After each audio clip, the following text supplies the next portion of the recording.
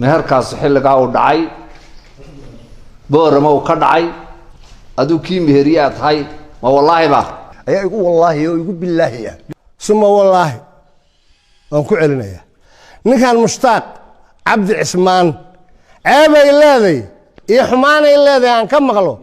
iyo arrinay leeday inaan kala gacan la'aanin wax ku saabsan arrintaas maanta la soo afgooyey isagoo gurigiisa joogan falaan ku dhufanayna annaguna ku bogaadinayno qoyskaasina qoys xalaala ku yahay anigoo farxaan cismaan oo cali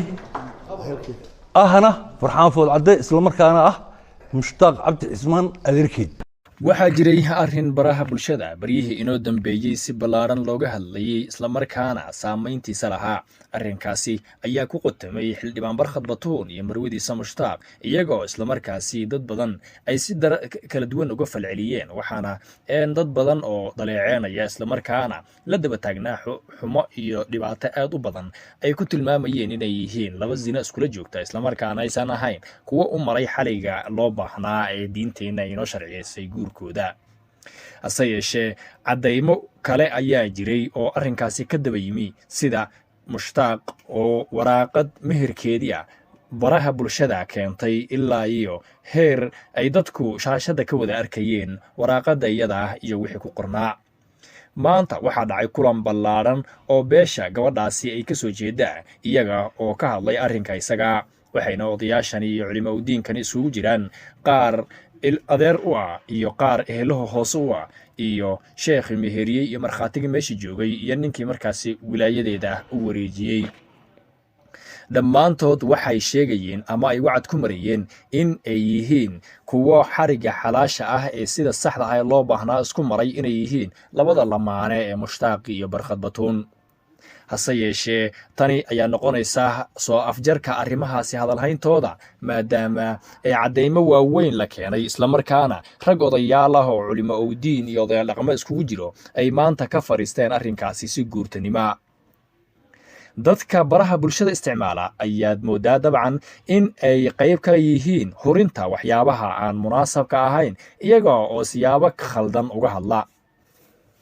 mar walba waxaan la jirnay ama aan difaacaynay xaqa qoyskaasi oo in aan xuquuqdooda iyo sharaftooda meel looga dhicin cirdigooda iyo sharaftoodana aan la dhibaataynin tii ayada ahayd ayaa suura gashay oo ilaahay ayaa mahad iska leh war farxad leh ayaadna arkaysaan oo dabcan waxaa maanta xaqiiqada ku salaysan oo timid in dadkaasi labadaasi marwadaasi iyo sayigeeda ay ku kulmeen xariga xalaasha islamarkaana ay yihiin sidii marka horeba ay ku andacoonayeen waxaadna arkaysaa inay araxda ka jabeen kuwii xumada la doonayey ee doonayey in qoyskaasi ay burburiyaan ama fadeexad iyo dhibaato ay u keenaan waxaa sidoo kale xusid mudan in ay ku tilmaameen canug yar oo 6 bilood dhalan inuu yahay cunugaasi saqiirka ku aan ku dhalanin sharciga islaamka taasina waa arrin qadaf markii loo fiiriyo diinteena suuban iyo sharciyada aanu leenahay hase yeeshee dadkan ayaa si daran uga hadla arrinka isaga iyaga oo labada dhinacba midba midka kale u soo jawaabayay weli hadal rasmi kama uusan hadlin xildhibaan barkhad batuun arrinka isaga maadaama ay tahay arrin qoys waa uu ka gaabsaday siyaasigan caanka ayaa wax badan sida uu tilmaamay ama hadalkiisaba ku xusnayd waxa uu dabcan in badan lala doonay xumaato iyo xajiimo in loo mareego isaga oo la hayb soocaya isla markaana beesha uu yahay lagu faquuqayo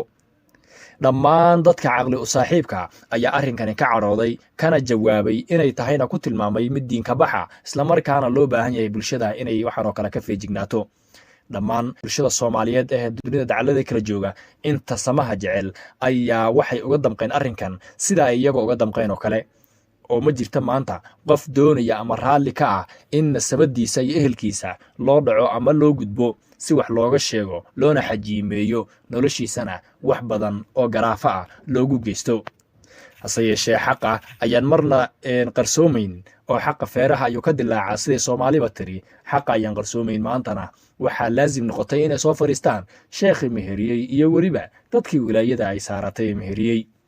waxaa jirtay dad sidan oo kale ehelkeeda isku tilmaamaya oo baraha bulshada soo fariisto nin weyn oo oday oo ciroobay uu ku jiro kuwaasi oo dhahayay ma jirto waxa la sheegay gabadhan oo ninka xoog ayuu ku haystaa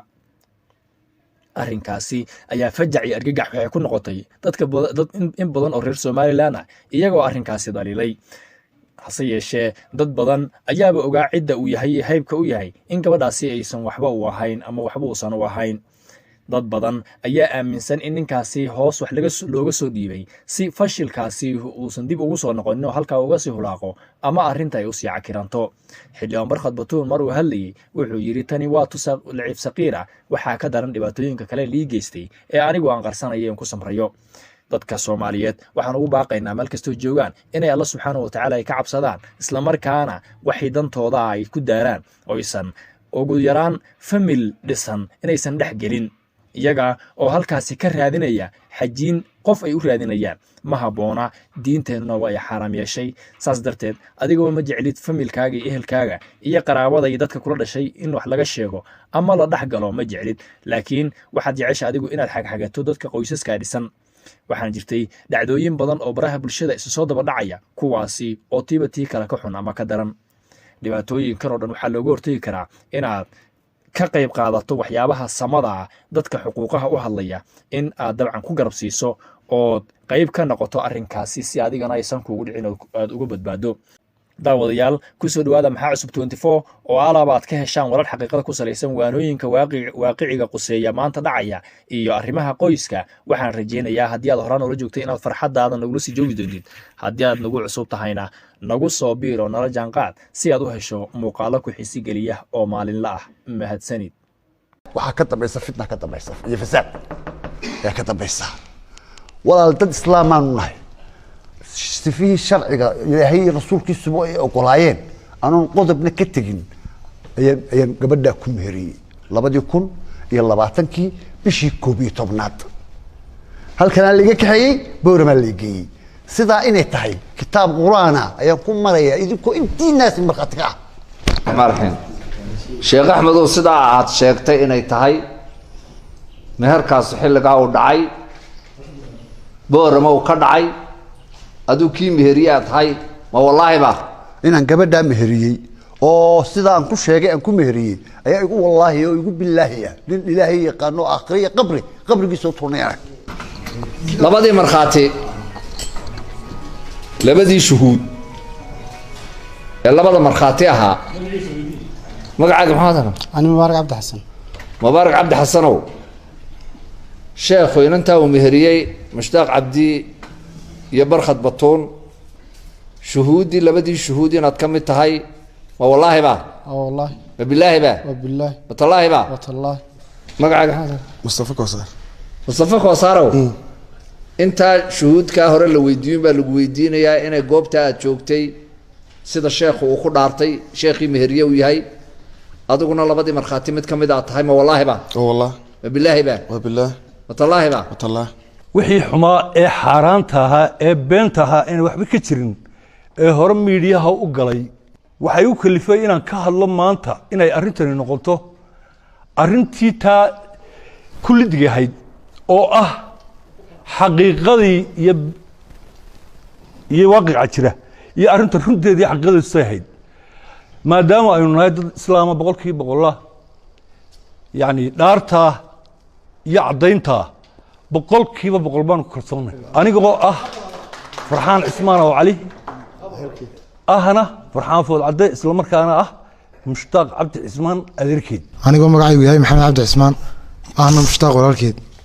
Mushtaaq Cabdi Cismaan walaalkeed baanay. anagu waxaan martaa